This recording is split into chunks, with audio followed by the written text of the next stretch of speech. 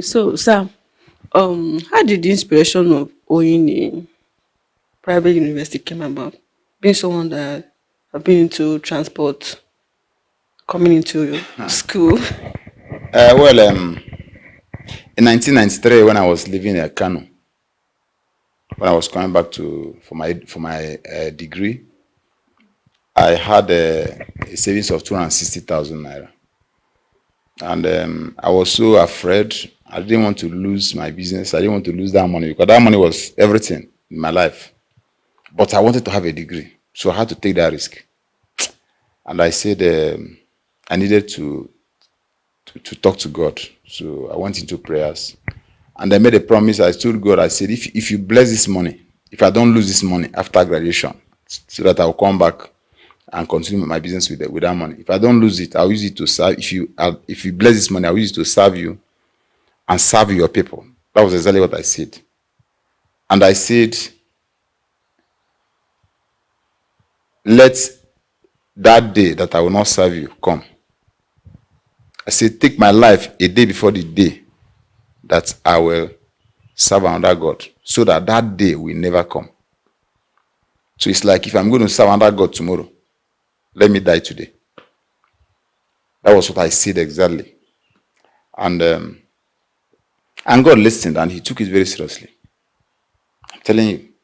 So when I came back to Nsukka, started my degree program, I saw an opening in road transport because I was not coming back to become a transporter. In fact, I'm not a transporter. I'm not a transporter. Yes, I was a bus conductor, I was a bus driver, but that didn't make me a transporter. I was a motor spare parts dealer. So even while I was a student here, even while I owned those buses, as I was growing, if you give me a form to fill, I always fill Samuel Maduka Onyishi, occupation, motor spare parts dealer. I never saw myself as a transporter. So, but when I saw that opening, I bought those buses and then I started growing. Any money I make in Nsukka, I will go to Kano, get my savings, because that time I used to save 20,000 naira every month. And God helped me. The boys I had then, they did well, because even as a student, I didn't miss the money I was making from Kano. So I would always go to Kano, get 20,000, add it to what I was getting from my transport in Nsukka, and then buy the next bus. So such things hardly happen these days. We don't have a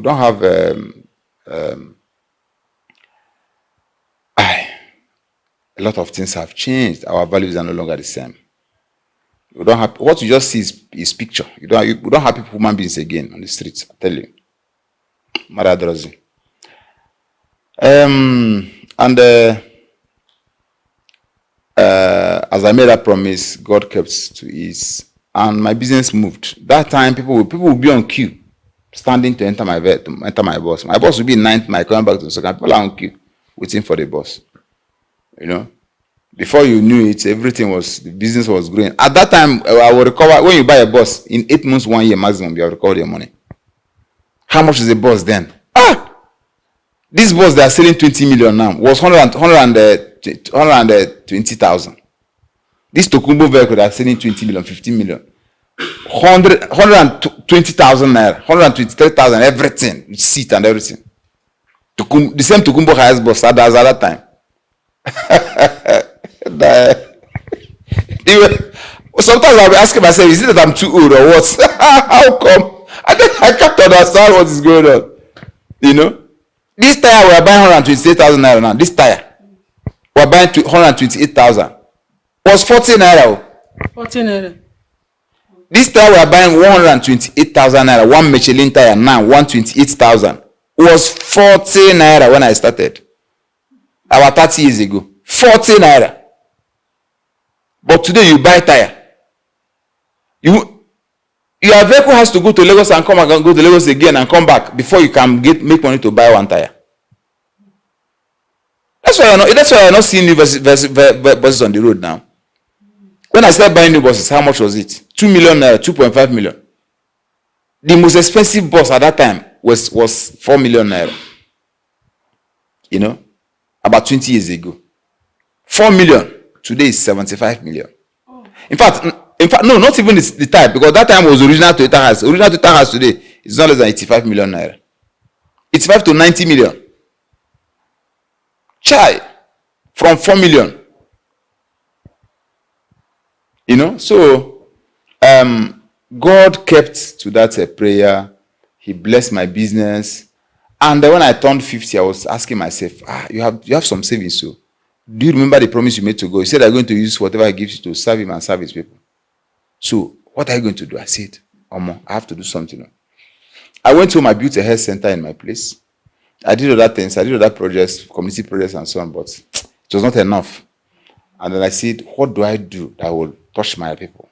Because after thinking about everything, what I said and how I said it, I said, your people means my people. Because charity begins at home. God doesn't eat egg. He doesn't drink tea. Anything you are going to give to God is through the children of God. And his people are, my people are his people. So I said, it has to be something that will touch the life of my people. So I said, first of all, what I'm going to do is something that can happen in my place. We don't have a sea here, so we don't have access to the ocean. And we don't have an international market in Soka area. So what will I do that can work here, that does not have to do with ocean, freight, that does not have to do with international markets? So I arrived at education, healthcare, and food, agriculture. These are three things I believe I can do in my area without the need for international market or the need for a seaport. So I was moving around, I was going around, traveling to so many countries, finding ways to do this thing. It was in India, Kolkata, India, that a doctor asked me a question. Do you have a child who is studying medicine? I said no. He said, your wife? I said no. You see, you may not do well having a hospital of your own. What you do is you can get people that can run that hospital on your behalf. I said, people, run hospital on my behalf. Okay? Hospital, people. Yeah? School. Faculty of Medical Sciences. Faculty of Agriculture. And then school. Primary. Secondary. University. I said, wait, so all these things are coming together in the university. I said, wait. So I got it. These three things are in a university. And I decided to build a university because it will take those three things I was looking at completely and effectively through the various faculties. So the first thing I did was to look for land. It took a long time, but eventually God gave me this place. And the first thing we did was to acquire land. Here, how about 500 hectares? 500 hectares. Over 500 hectares, yes, in this place. Yeah. So we have large farm, that can give us whatever we want. Any industry we want to site here, we're able to site it here. Anything we want to do, we can be able to. In the next 200 years, we are not finished developing this place. Yeah. It's massive. Yeah. So the plan is a 200-year plan. It's not my business. So by God's grace, I will personally run the place in the first 10 years, and then others can start coming in. But it's a long plan. You have the dream to run it by yourself 10 years. Of course. What am I doing now? That's what I'm doing now. I am part of those running the place. I'm not. I am the chairman by God's grace. I'm the chairman of council, and to the glory of God, the hand of God is written everywhere here. His presence is massive in this place. Since we came here, it has been a miracle. In fact, the siting of the university in this place is a miracle. If I tell you how we got this land, the intervention that God made here, it's just something like. In fact, let me tell you, I've been telling people that God reserved here for me in the last 2,000 years. I'm telling you, there can't be a better place. There can't be a better place. Here we have 2 lakes inside this place. 2 lakes. 2 lakes inside here. Lakes inside here. Yes, and we have a stream. And none of them, they don't dry 365 days a year, they have water. They don't dry. None of them, they don't dry. We have 2 lakes. So no need of looking for, want to go out and get water, whatever. Everything we have inside here. We have stone here, we have sand here. This is a treasure land. Yes, this place is a treasure land. It is a reserved place from above. It's not anybody. I've acquired a land in Abuja now. I've acquired 150 hectares in Abuja. Before I said no, like, this thing cannot be built in Abuja. And then I came down here. To bring it home. Yeah, it must be done in this place. And God just kept here. If I tell you how it was not here that I wanted to buy. But somehow there was a kind of setback where I wanted, and they just pushed me to this place. And then ended up bringing me to where God prepared for me. Best. There can't be a better place. This is a treasure land. And so the target is something that I will do that will touch the life of my people, create employment and so on. And then also a kind of thank you to God who made all this things possible. Because while I was growing up, I told God, I said, look, before I retire, I want to have a minimum of 10,000 workers. That was what I prayed for as I was growing. I never asked God to give me a state in Lagos, give me a state in America or in Johannesburg. I'm not saying I don't want it to or don't like it to, but that was not my prayer. I know my prayer. My prayer was, I say, God, I will have minimum of 10,000 workers before I retire. And as we speak, I have over 16,000 in my various businesses. 16,000 direct employment in my various businesses. More than the 10,000 you asked God. I've not included university because the university is going to be massive. With what God is doing here, it is going to be massive. Yeah, because here, this university, when I was,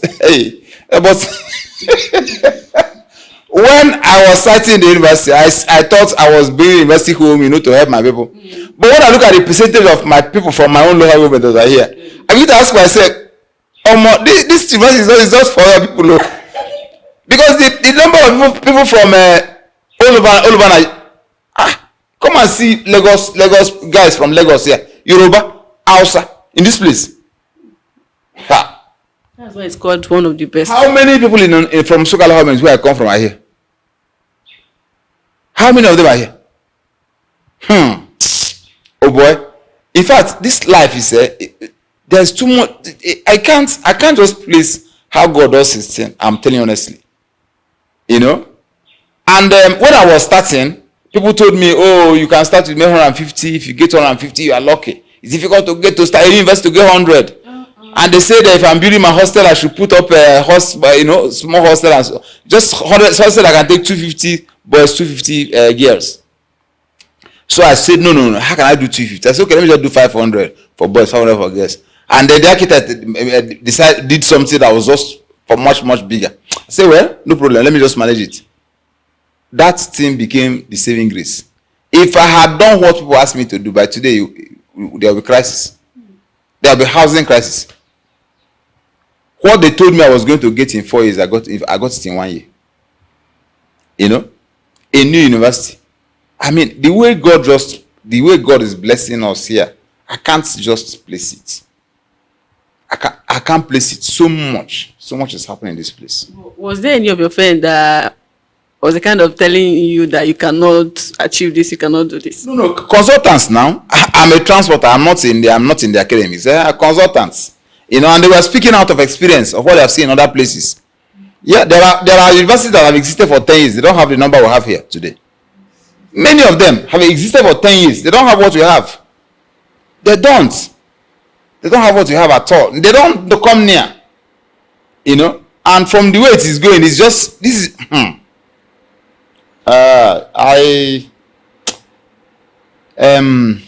I'm just happy because God has shown that He has accepted the sacrifice. Because it's a sacrifice that we made and God has accepted it. So that's what gives me joy. What's your advice to the younger ones aspiring to be like you in future?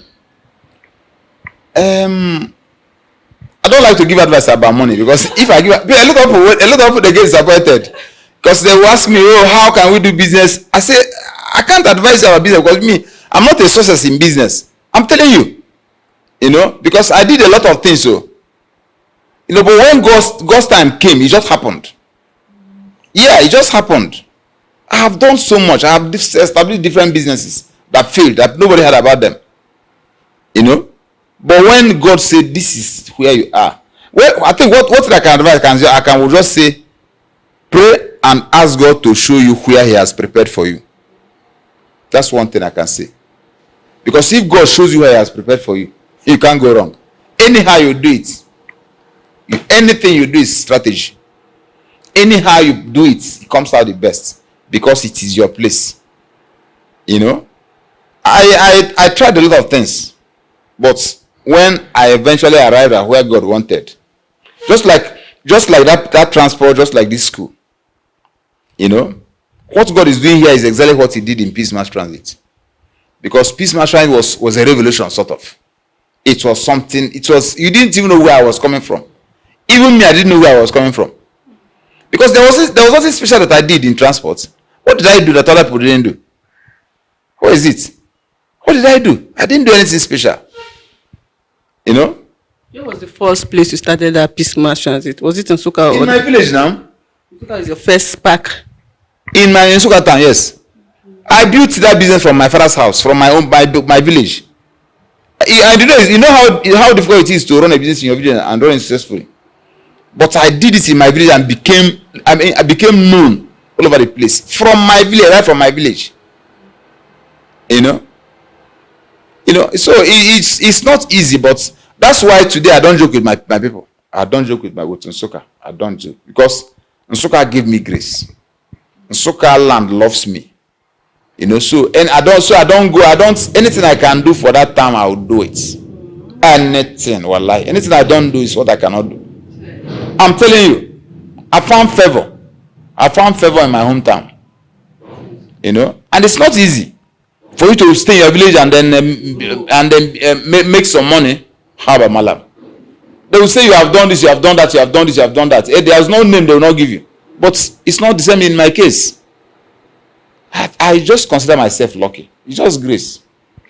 You know. So I also ask young men to let them try to locate God.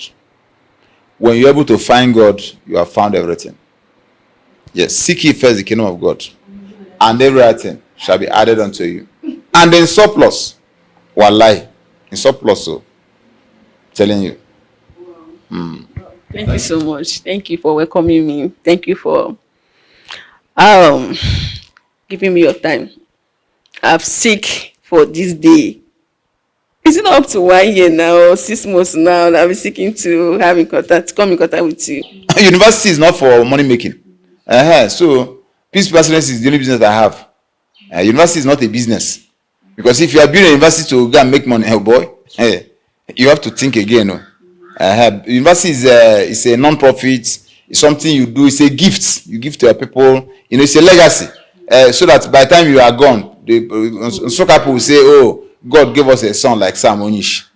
It's not if it's about making money. I know where to keep my money and make money now. Do you see? Can't you see what's going on here? So, when will you ever make money here to even fill up this whole space? It's really large, like wow. It's not about it's not about like even our fees are very, very moderate because I want our people to afford to come to school here. Yes, our fees are very, very moderate. You know, because if the fees are high and my people cannot come, I will not achieve the reason for bringing it home. You know, so we must make it affordable, and then we also must not compromise quality. Of course, we can't compromise quality. We have primary, we have secondary, we have university. This is a full community. Everybody lives here. This is a 100% residential university. The vice chancellor, the chancellor, everybody, the registrar, everybody lives inside this compound. The security men, security women, everybody, all messengers, everybody, all the office staff, all the students inside here. In fact, even nursing mothers, we have space for nursing mothers. Our students who are nursing mothers. We have many now. Yeah, because we want young newly married women to come to school. You know, and by the time we finish our guest house, their husbands will come here to spend weekend with them and with our family. Yes, Oh, those buildings, those two buildings you are looking at there, those ones there. Yes, those two on the left, and nursing mother hostel. They come there with their children, and beside them is a primary school.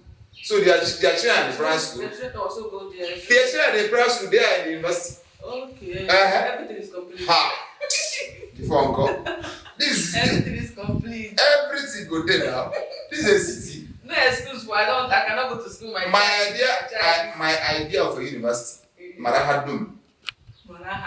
So Hadum Gano there. For you to Marahan Chabi. Yes. So everything has to be inside. That's my idea of a university. Complete. Everything, sporting facilities, everything inside. You know, that's my idea of a university. So, coming to the university, what are the courses that you offer here that other schools don't offer? Not really courses that we offer, but contents. You know, content of the courses. You know, here we want to produce children or graduates that can stand on their own. You know, people that by the time they live here, they are thinking of how to own their own businesses, how to employ themselves and employ others. Not people that by the time they live here, they'll be looking for who will employ them. You know, like myself, it worked for me. I have never worked.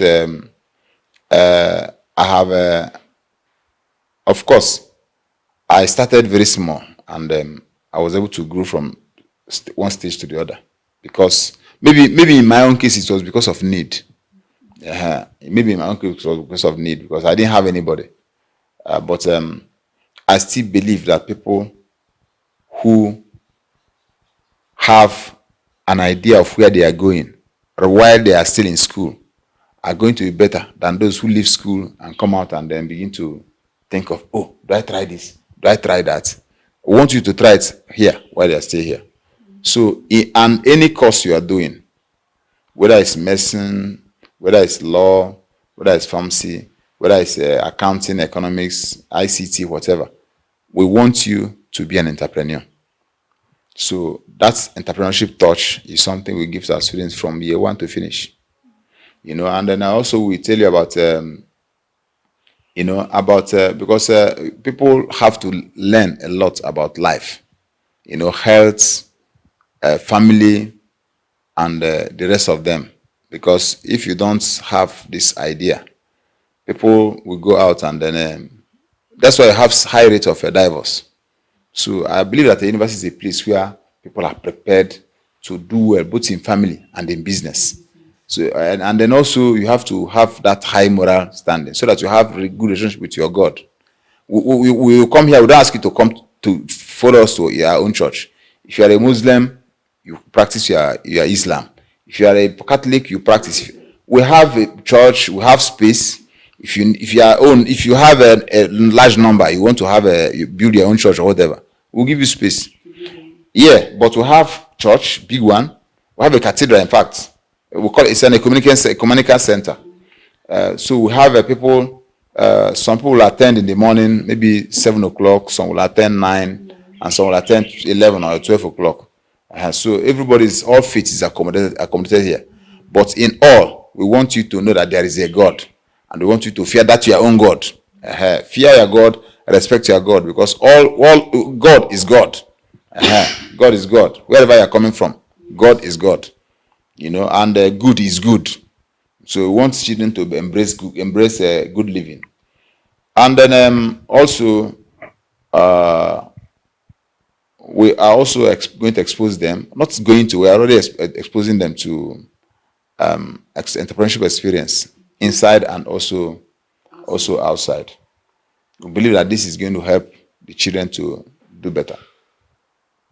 You know, because a lot of people, while they're in school, they just think that they're in school to get certificates. No. School is beyond the certificates. It's beyond certificates. It's not about certificates. It's about what can you do without your certificate. You know? And for me, I don't believe that you must practice what you studied. Because if you have different skills while you're in school, by the time you're leaving school, you may end up You may have studied accounting or economics, and you end up being a media practitioner, or an IT person. Or you may have studied pharmacy. Of course, pharmacy is business anyway, because for me, pharmacy is pure business. You may have studied nursing or medicine or even law, and then you end up being a full-time business person. So that experience of how to make money, how to save money, how to invest money, how to grow money should be learnt in school. Should have to be learnt in school. And that makes a lot of difference, Like here, even our workers, I've told them, for being inside this place, what are you benefiting? You are not right inside the town. Yes, you are in here. Yes, with us. What are you benefiting here? What's the advantage that is here that is not in town, inside town? And then how do you benefit from that advantage? So all our workers here, everybody has a farm. Everybody has a farm, yeah. What are we doing with 500 hectares? Every staff has a farm here. Everybody has a farm. Even the students are also participating, because people should be able to feed themselves. Yeah, people should be able to feed themselves, especially now that everything is just too expensive. So why will I be in a community like this and then I have to go and buy vegetables in the market? I have to go and buy maize. I have to go and buy yam. Why? Better land. Oh, So there are disadvantages that we have, but there are advantages. For instance, we are providing our electricity. It's costing us so much to provide power here. So much. We're using CNG, and we're using hybrid CNG, diesel, and then solar. So it's costing us so much. Power is costing us so much because there is no power line around this area. So everything is provided by us. But we are gaining on the area of food. So when we gain this side, then we lose here, and then we create a balance. So people must know how to maximize potentials in the area where they have advantage. So I think there's a balance, and we're good. We're able to utilize it. Okay, so I think now they're not on section now. So maybe when they're on section, we like to tour the school to see a lot of things that they are enjoying. When maybe the next time you come, you meet the vice chancellor or the registrar, and then they will take you more, because they are deeper than myself. I'm just a facilitator. I'm a proprietor, but I've just told you about the little that I know. But there are those who are professionals that will delve into these things in detail. Yeah. The part that you said that they're learning a lot of things that will make them, when they go out, they won't just depend on what they learned like a student. That part got me, because some university now, you find that somebody graduating, you're just learning just the theory part, no practical. After graduation, you go out and start looking for where to learn a skill. Start learning another thing. A mechanical engineer cannot just establish himself. Somebody that reads a social course cannot establish yourself. You go out and start life afresh again. So for that part, I really... It's because a lot of students don't even know why they are in school. And some don't even have the opportunity of anybody coming to tell them, my brother, sit down. Or my son or my daughter, sit down. This is why you are here. You must not do this. You must do this. You must not do that. You must do this. That touch is not available everywhere. Yes, that touch is very, very important. Yes, that touch. Somebody must counsel them. Somebody must guide them. Yes, so that they follow the right path. Because at their age, right now, people come to university, they are 14 years, they are 15 years. They have not just known nothing. So they need somebody to guide them very closely for them to be able to take the right path that will lead them to prosperity, and the right development. If nobody does that and they join the bad gang, you've lost them. By the time you are waking up, they are different people. And you can't return them back. Where will you return them? Once they have joined the bad gang, they have gone and they have gone. So this sending children to school too early, I am not a fan to that.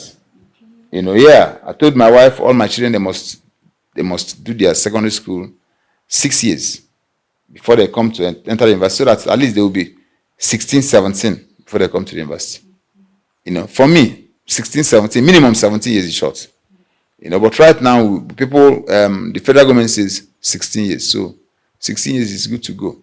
Of course, our time and now is not the same because of information and the rest of them, information flow. Children develop earlier now than during our own time. They have more opportunity now. Yeah, they have more. They are more exposed. Because if you see questions coming from people who are in JS1 and JS2 and JS3, you'll be asking yourself, did I know this when I was in a class 5 secondary school? So things have changed. But there is more than that academic knowledge. Maturity is still very, very important. So children need that special touch to be able to come out well, to come out good. So people should try to understand what they want and where their children are going to. Yeah, you must know where is my child going to. What do you want your child to become in future? Who are going to influence my child? Where this place where my child is going to? If they get the wrong influence, you're in trouble.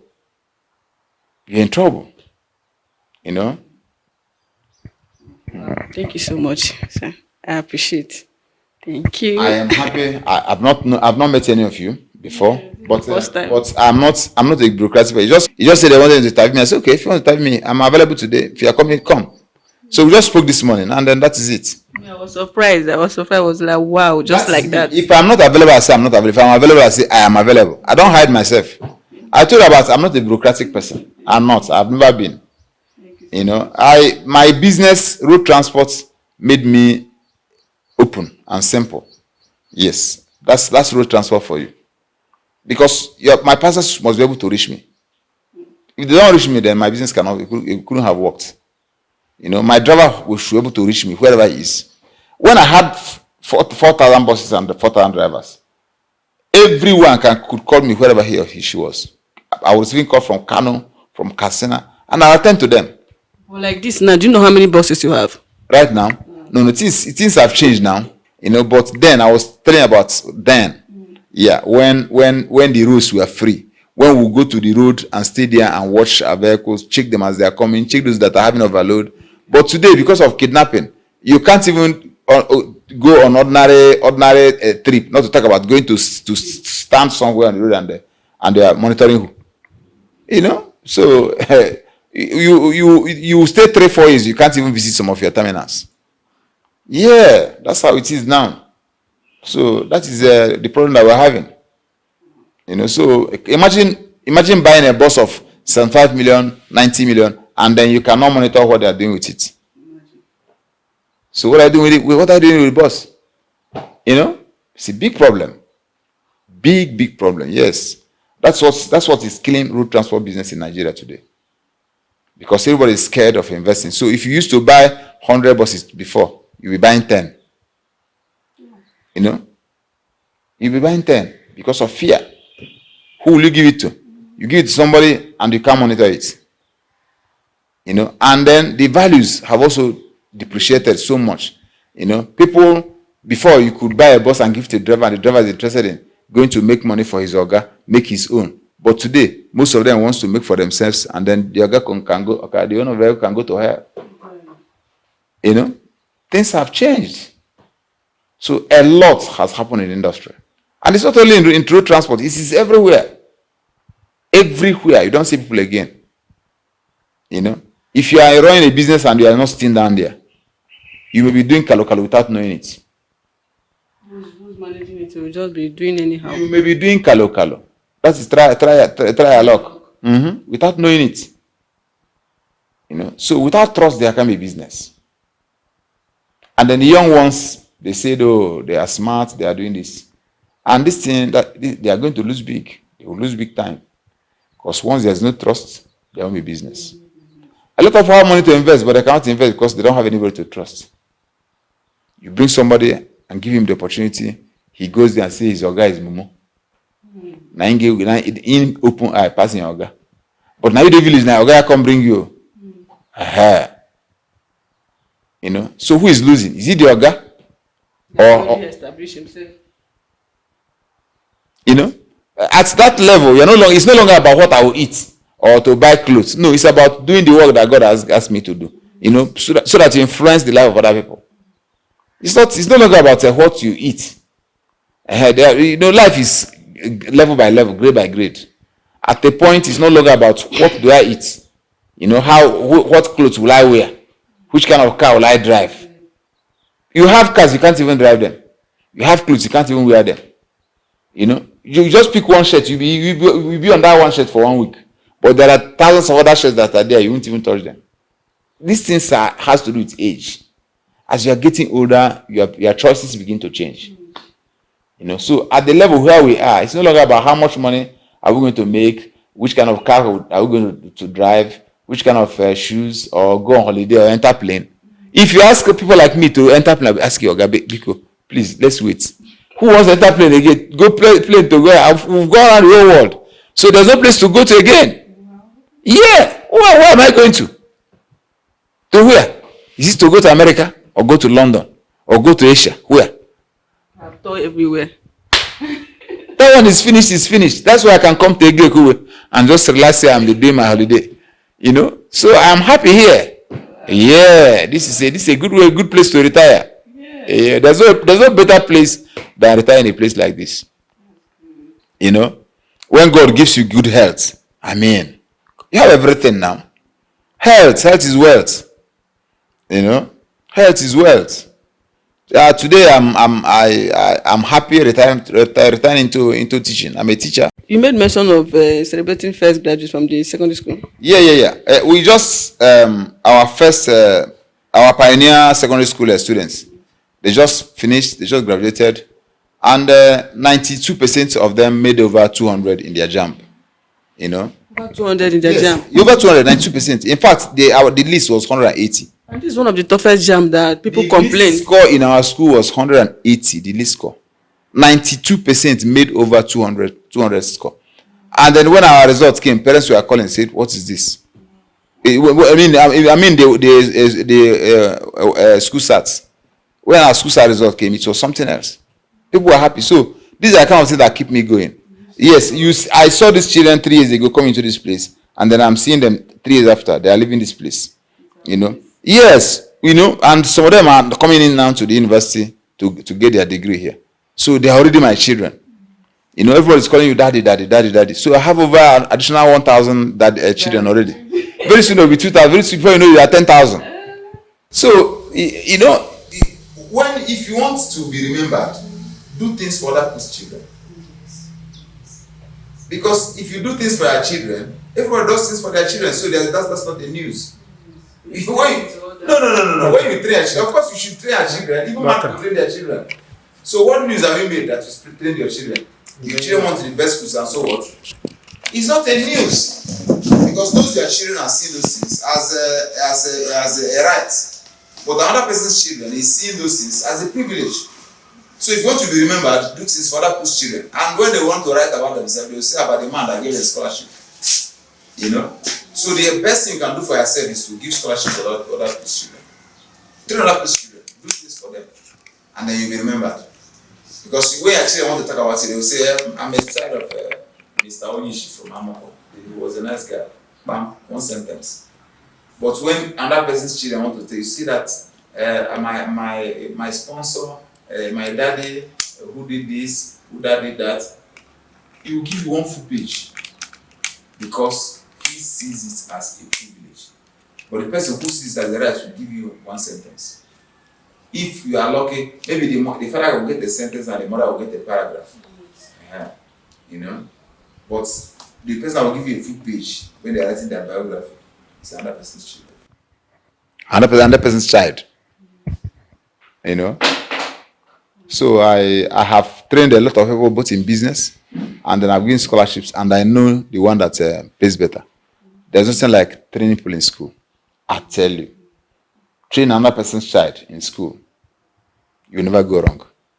And unfortunately, when you give money to young people to start business, 80% of them will fail. Only 20 will succeed. And that 20 that succeeded will be too busy to talk about you.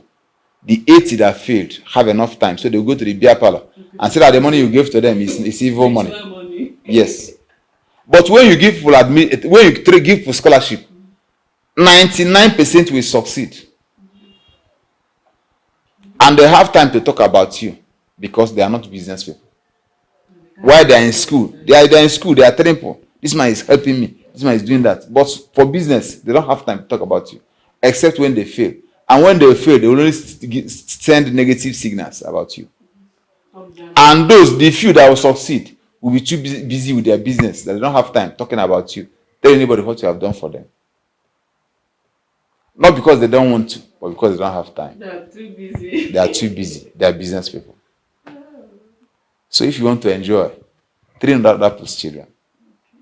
Yes, that's how you'll be remembered. They will write about you. Your children may not do 10% of what they are going to do for you. Even at old age, there are people that will be seeing you. Even the day you die, when they come to give from funeral oration, when they speak, people say, was this man this wonderful? If your children speak for 1 hour, those people that you train, all children, will speak for 10 hours. Wallahi. I'm telling you. When the children don't have time, they have time to speak about you. They want everyone to know that this is their father that trained them. Yes. They will call you daddy, big daddy. They will be coming Christmas, they will bring flower, bring everything. Mm-hmm. But your child, during Christmas, they say, daddy, I hope you're okay. Mm-hmm. If they have time, you say, I'm fine. You say, okay. That's if you are lucky that you are children, sons and daughters-in-law. Will not tell your children that you have become a witch. In this climb, yes. Which is our area, that's what is in vogue now. You know, it's either the mother becomes a witch or the father becomes a whatever. You know, and most of the time it's because of poverty. You know, but because when somebody's pocket is not telling him the truth, his brain start telling him different stories. Are you getting my point? Honestly, I've seen it now. I'm an Osaka boy now. I know what I'm talking about. Once somebody's pocket is not telling him the truth, his brain, because this pocket has a lot to do with the brain. Yes, now. They are connected now. They work together. They work together. The pocket is aligned with the brain. You know? So a lot of people don't understand the role that God plays in their life. They just see money. When you go close to God, you know that God has given us different job to do. You know, God has given all of us. We can't do one thing. But people will like me. I tried politics. It didn't work for me. I left politics, and today I found where God prepared for me. But others will say, I must die in this politics. And you die there, and the world continues. Without achieving anything. Nothing. You know, because the moment you are in the wrong place, your pocket will be telling you lies. Because you are in the wrong place. If you find the right place, anything you have in your pocket will be enough for you. Because your brain will start working properly. So it's not even the amount of money you have in your pocket that determines how your brain works. If you are in the wrong place, no matter the amount of money you have, your brain is about negative. Because you know. So people must align with God's will for them. You must have to find God's plan for you. Because God can never go wrong. Thank you very much. I appreciate it, sir. Okay, guys, so I've learned a lot today. Like, among all the interviews that I've been doing, like today, I learned a lot. Seriously, I wasn't expecting it this way. I was thinking it's something that would just, but you made mention of 30 minutes, but you see that we'll spend more than that here. You just came and you see I'm a very well, it's okay. Thank you okay. so much. I'm not complaining. Thank you. I believe that we have it is our duty to talk to the young ones so that they will learn from us also. You know. So our duty to talk to the young ones.